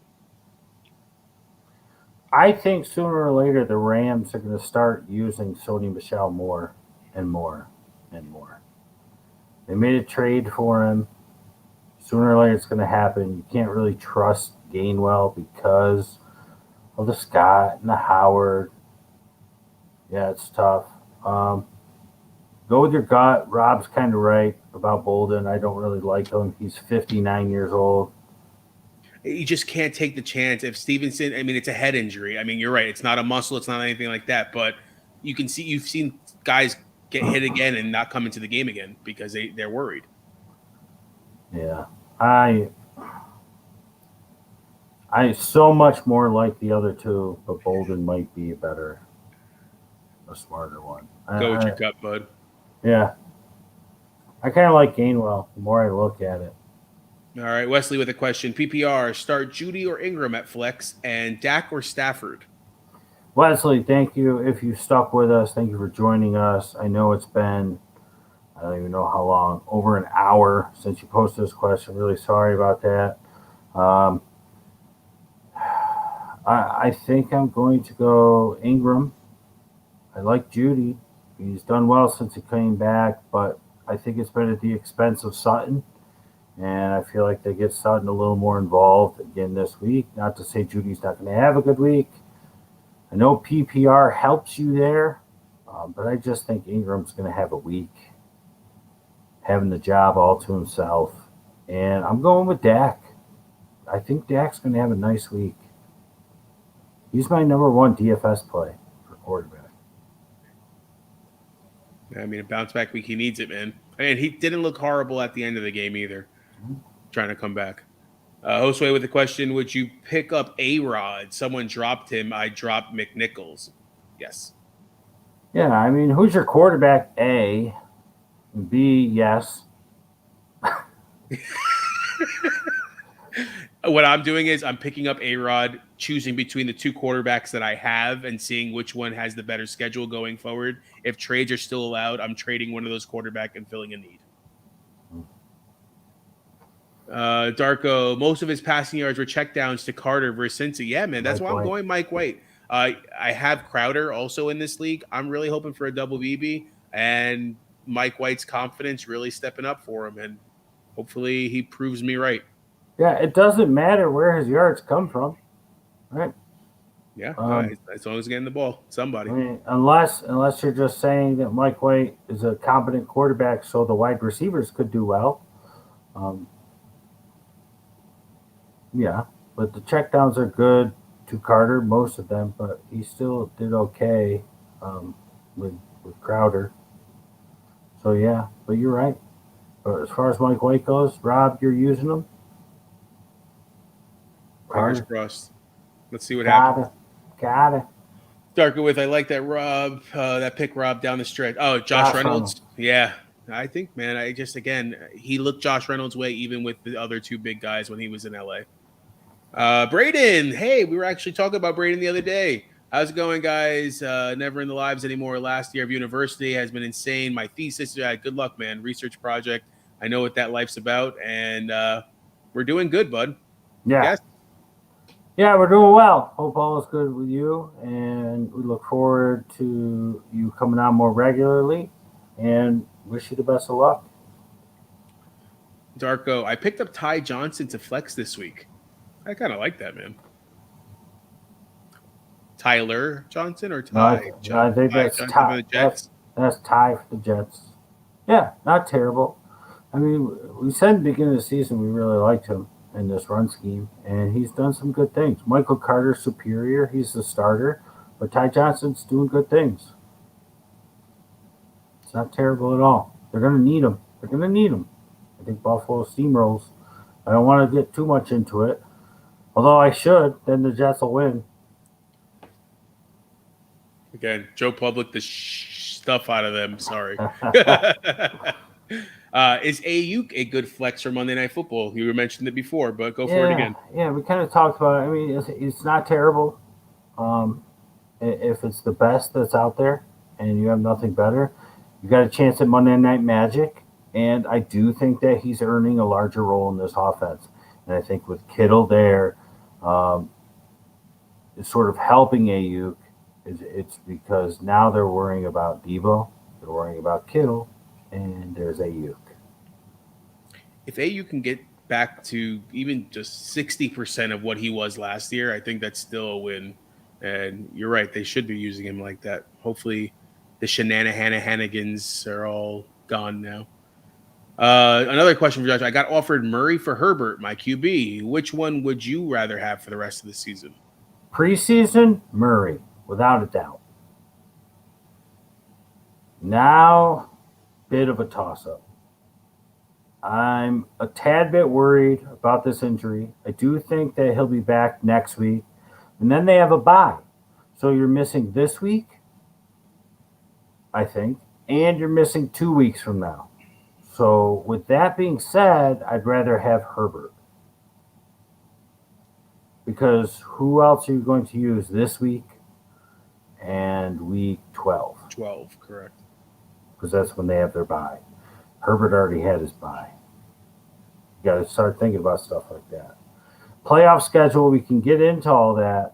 But if this guy wants to make that trade and revisit it in week 13, then we could think about it. But by then, the trade deadline might be over. So, but for now, I need a quarterback on the field. Weeks 14 and 16, the Chargers play the Giants, and then they play Houston week 16. I think I'm keeping Herbert just because of schedule-wise, especially if you're going to get into the playoffs. Those are weeks that I'm definitely looking to use something like Herbert. They are also in a playoff race. Arizona's in the lead, a game ahead of everybody. Yeah, in the NFC. So, all right, Darko with a question: Myers, Beasley, or Hilton? Yucky. I don't want Hilton. No, he comes in the game. He's going to catch a 4-yard pass and get hurt. I mean, how many times are we going to play this record? I think Myers, right? Myers is probably the most involved all game, the most targeted. He still wants a touchdown. Myers, Darko. Myers. Yeah, I'm going Myers. I mean, just looking at his stats, week 6, 6 targets, week 7, 7 targets, week 8, 9 targets. And last week he did have a down week, but he still had 4 targets in a game that they controlled pretty much the entire way. So it really wasn't needed for him to be thrown. But I would go Myers as well. As a Monty owner, should I be holding Herbert still? This is the same. I'll give you the same answer I give when somebody says, should I drop Herbert? For what? Right? That's my answer. And it's been that answer. I'm sorry if it comes off dickish, for lack of a better term. Pardon my French. But, I mean, so many people ask the question, should I drop this guy? Should I drop this? For what? Should you be holding Herbert? Not if there's something better. Is there something better for you to pick up, Jeremy? If there is, go for it. I think Monty has proven, and the Bears have proven that they want to ride him, and he's the number one. And Herbert's in the Williams role. I do think so. I think Herbert is Damian Williams. I do think so. But I never was somebody who thought you should really be rostering Damian Williams. So that kind of answers that question. Monty gets hurt quite a bit. He's not a stranger to injury. It seems like every single season since he's been in the league, 2019, I believe, so 3 years, I feel like he gets hurt every year. Could he get hurt again? Yeah. So that would be a reason to hold on to Herbert. But if you have a need and there's someone worthy who could fill it, then you got to drop him. Otherwise, I'm holding him. I own him in 2 leagues. The thought of dropping him has not crossed my mind. If there's something out on the waiver wire I need, I look at other people first and say, can I drop one of these guys? I drop them. Herbert's like not even a 20-man roster. I don't even think he's not even the top 5 of people I would get rid of if I had to make a move. All right, Jeremy says, no, I have to play 2 of those running backs. So he has to play 2 of the Gainwell, Bolden, and Michelle. Ooh. Oh, do Gainwell and Bolden then, right? That's what I would go with. just because Henderson's just been getting all the touches and you just don't know what's going to happen and how that team's going to go forward. And a lot of changes this week. Josue, oh, my bad. I meant Allen Robinson, not A-Rod. Okay. So you were dropping then McNichols for Allen Robinson? I like that. Now, he's out there, yes? Nobody's picking him up because they have a bye week. And most people just go in and they click on and it shows this week and it shows the projected. So anybody out of bye week is projected 0. So people don't even realize they're out there. If you think somebody knows he's out there and you think they're going to scoop him, then I would drop McNichols and pick him up, especially if your running back depth is solid. If your running back depth is not solid, then you can't make that move, especially because if your running back depth is not solid, your wide receivers are probably solid. See, everything's a loaded question. Do I want Allen Robinson on my team? Just a general statement, yes. Do I want Jeremy McNichols on my team? Loaded statement, not really. So I mean, that's just how I feel. I would guess, I would hope that at this point in the year, unless you've been killed by injuries, your running backs are good enough that you don't need Jeremy McNichols. Your wide receivers should also be good enough that you don't need Allen Robinson. However, Allen Robinson is a second, third round pick. Somebody who's been marred by terrible coaching and terrible quarterback play. Well, his quarterback's starting to play better. He's starting to play a lot better. And now they have a bye week to play even better coming out of it. So he's somebody I definitely want to grab. So what I was saying was if there's people that you think are smart enough to search people that are on a bye and scoop them, then yes, scoop them now. But if you think you can maybe wait until, well, actually, no, the Bears, so it's Monday kickoff would be the latest you can get them. So you could see how your team plays on Sunday and then drop somebody on the bench who doesn't do anything good for you. Get rid of them and pick up Allen Robinson. You can do it mid-game. There might be an injury that happens mid-game to somebody on your bench. That's who you get rid of. You know? Like, if you think you can wait, wait. But yes, I'd want Allen Robinson on my team if he's out there. Because it's only going to get better. It's been terrible. It's only going to get better. Yeah, and Justin Fields is just starting to look. I mean, if you think about that first quarter, he looked his way a lot. I think he had like 3 or 4 targets just in that first quarter that kind of went away from him. But again, Justin Fields is definitely on the up and up. Jeremy with for a Super 6 question, I said Dak would throw the most touchdowns out of him, Brady, Ryan, Herbert, and Cousins. Yeah. Brady's kind of tough. He's throwing 3 or 4 touchdowns a game. The other ones, yeah, I can see that. It's crazy because every single one of the guys there I said would be in a game that they would be high scoring. So that's kind of interesting. All right. Rockout, welcome to Flex. Michael Carter, Javonte Williams, Judy, or Kirk, full PPR. I'm going the first 2. Carter and Javonte. That statement. Welcome, Rockout. Hopefully you join us Saturday nights, Tuesday nights. Welcome. And go with your 2 running backs here.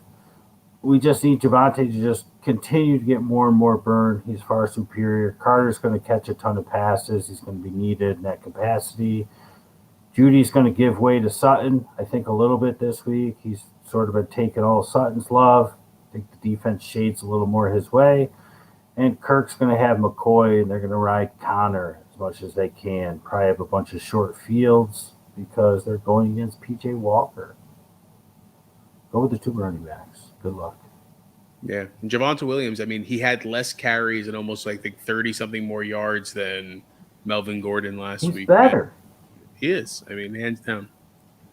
Darko with a good question. Hurts or Wentz? I'm going to go with Hurts because I think it's all game. And I like the rushing yard out of Hurts. Yeah, and they've been running more. But remember a time not too long ago, 3 or 4 weeks ago, where they didn't run the ball at all. The only running game they had was Hurts. The Colts are a run-first team. that uses the run to set up the pass. And then that allows Taylor to get stronger and stronger and stronger. And they're playing the Jags, and that's the best way to beat the Jags is to run on them. That's why Buffalo lost last week, because they didn't use the run game like morons. You use Hurts because Hurts gets the rush yards. He's going to be involved all game, and they'll throw the ball more. I think it'll be a more competitive game against them. All right, Jeremy, what about dropping Herbert for a Ty Johnson? I don't have a need for him, though. I wouldn't. No, you have You're a Monty owner, yeah. Yeah, you have Montgomery. Just keep Herbert. Let's see Monty come out full force and stay healthy for a couple weeks, and then we can have the conversation about dropping Herbert.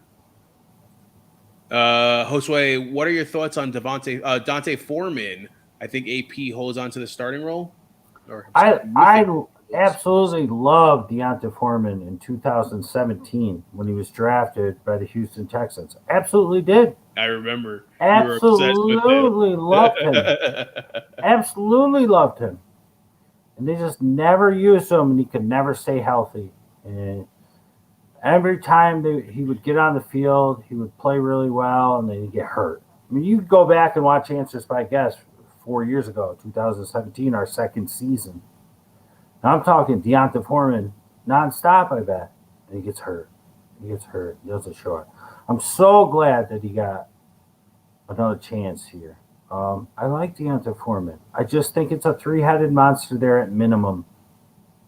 The people, and it might be you, and if it was, I'm sorry, but I'm not talking down on anyone.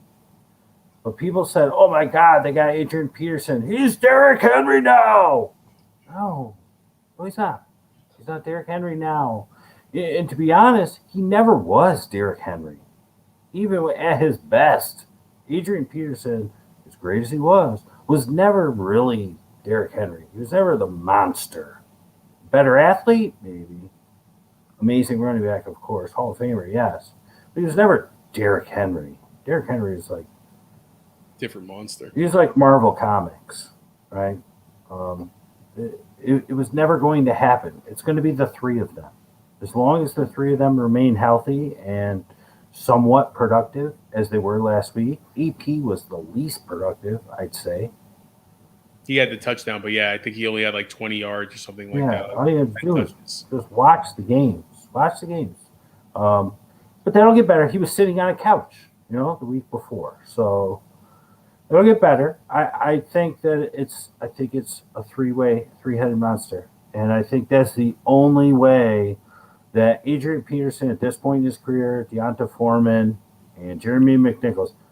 I mean, listen, 2017, talk about card game. Whenever you used to get, if anybody in here collects cards, like sometimes you get redemptions.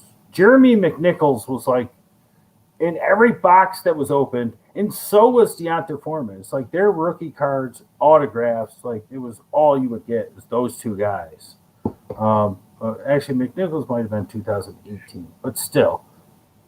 What?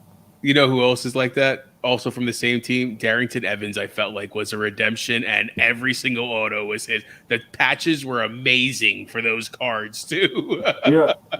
Who else? Kiki Kute. Yep. But whatever. It's all right. So, McNichols plus Foreman plus AP is about as close as you can get to creating a Derrick Henry monster at this point. And that's the only way that this team's going to continue to go on. So if you have just one of them, you might as well just keep the one and hope you have the lotto ticket. Right? Because one of them's going to maybe be a little bit better. But really, I think all three of them are going to be exactly the same. And I don't think that any of them are going to win you a league. Maybe we look back at this in 3 weeks and I'm 100% wrong. But that's just how I feel about the situation. It's not going to be one guy. One of these guys will not equal what Derrick Henry does for the Tennessee Titans. Three of them can barely even do it. That's just how I feel. That's just my answer. Yeah, I mean, for me, I'm I would rather take a chance on a Stevenson or a Dearness Johnson this week. I mean, season long, I don't know, but yeah, I mean, I think Guess is hitting the nail right on the head.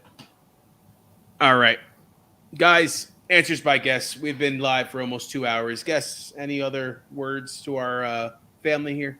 No, let's have some.